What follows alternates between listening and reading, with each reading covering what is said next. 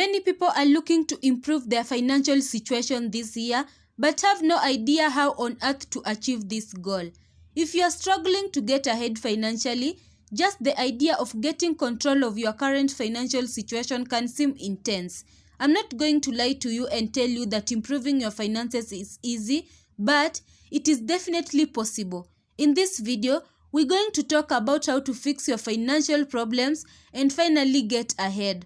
So, if you are interested, just keep on watching. Hello guys, welcome back to our channel. On this channel, we talk all about making money, saving money, and investing money on the road to financial freedom. So if you are interested in learning more ways on how to make, save, and invest money, make sure you subscribe to our channel and turn your post notification bell on. That way, you'll be notified every single time we post a new video. Are you ready? Yeah, we think we are. Let's go. Number 1. Budgeting problems. You might be having budgeting problems if you are consistently running out of money before you run out of month and you find yourself relying on credit cards to make ends meet. You look at what you earn and wonder why it doesn't seem to be enough to cover all your bills even though you earn a good salary. You might even have a written budget that you try to follow each month, but it never seems to work. This is a prime indicator that you have a budgeting problem. Create a budget. Start by creating a budget if you don't yet have one. The easiest way to do this is to look at what you spent in each category last month and adjust from there. Common budget categories include housing, rent or mortgage, utilities, savings, emergency fund, sinking fund, and retirement, transportation, car payment, and or commuting expenses, debt service, credit cards, personal loans, home equity loans, and other credit accounts, groceries, discretionary spending, entertainment, dining out, and extras. Number 2. Not enough income. One of the most common financial problems many people experience is a lack of income. It's an issue a lot of people have, but they're not sure how they ended up that way or how to address it. Make a plan for your career. When it comes to dealing with the low income, I believe many times it's the result of a lack of a plan. I talk to so many people who struggle with their income, but they have no plan for their career. They just continue working, hoping to find the next job that pays $2 more an hour. That's not a plan. Making a real career plan means looking out 5, 10, 20 years and envisioning where you want to be career-wise at those times. Once you have a clear vision, write it on a paper and start writing down what steps it will take to get you to each point in your vision for the future. You may not be able to formulate the perfect career plan in the beginning, but the point is to start taking the small steps necessary to get you to the next level financially and in your career. As time goes on, the next steps will become clearer and will continue moving forward. Get a side hustle. Another way to increase your income is to get a good side hustle. The great thing about a side hustle is that it can really take the pressure off financially.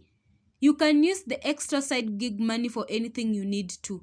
For example, bills, paying off debt, investing, vacations, family enjoyment, reinvesting into your side hustle to turn it into a full-time business. Side hustles are a great way to ease the financial stress in your life.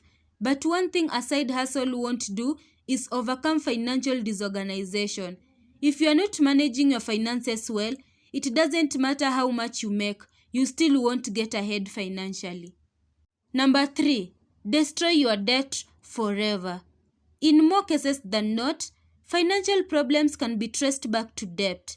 Whether it's medical, credit cards, student loans, car loans, mortgages, business loans, or any other type of debt, owing somebody else money does not lead to financial success. If you want to fix your financial problems and finally get ahead, you need to kick your debt to the curb and shun it forever. This is non-negotiable. To put it plainly, wealthy people earn interest and broke people pay interest. Therefore, if you want to be wealthy, get out of debt as fast as possible, and never go back into it. Number 4. Don't forget that emergency fund. Budgeting gurus came up with the concept of an emergency fund for good reason. Maybe life is moving along nicely, then the company you work for goes out of business. You are out of work through no fault of your own. Or maybe you are crossing the street when a taxi hits you.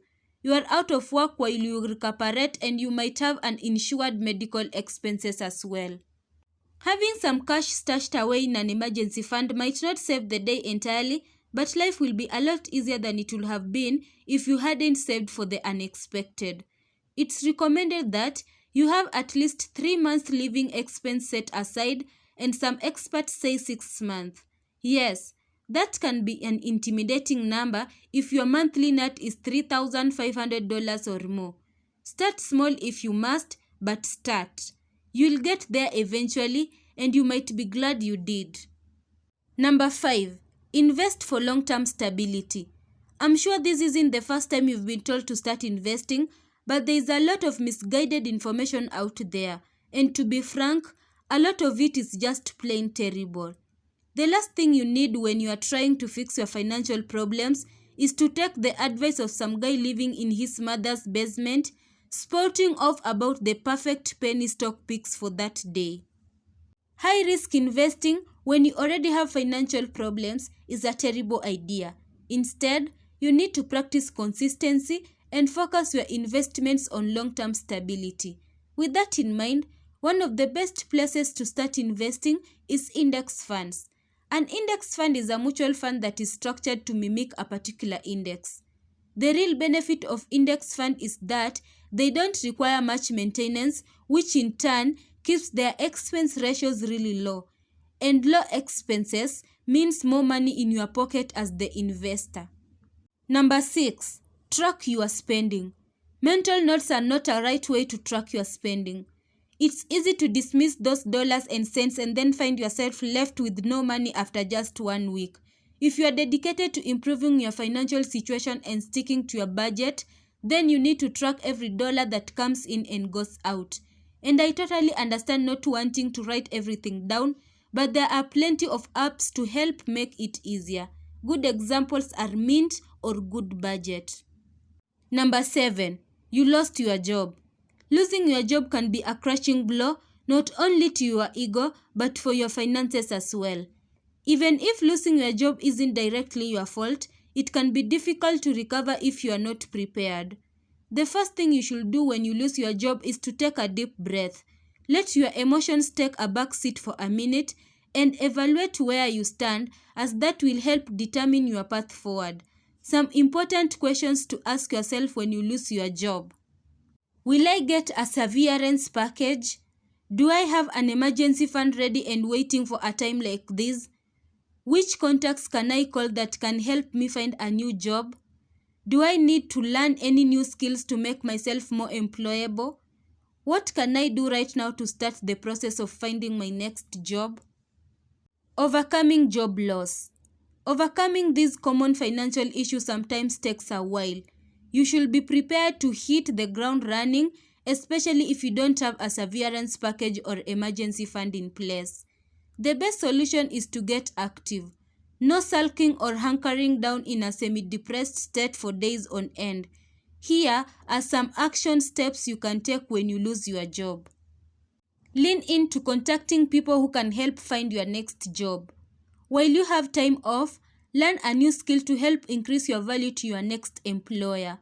Review and update your social media profiles. Review and update your resume.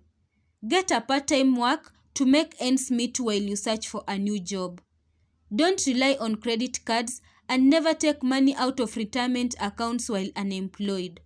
Remember, losing your job may be a blessing in disguise. It may not feel like it at first, but when you take quick action, you just might find your dream job.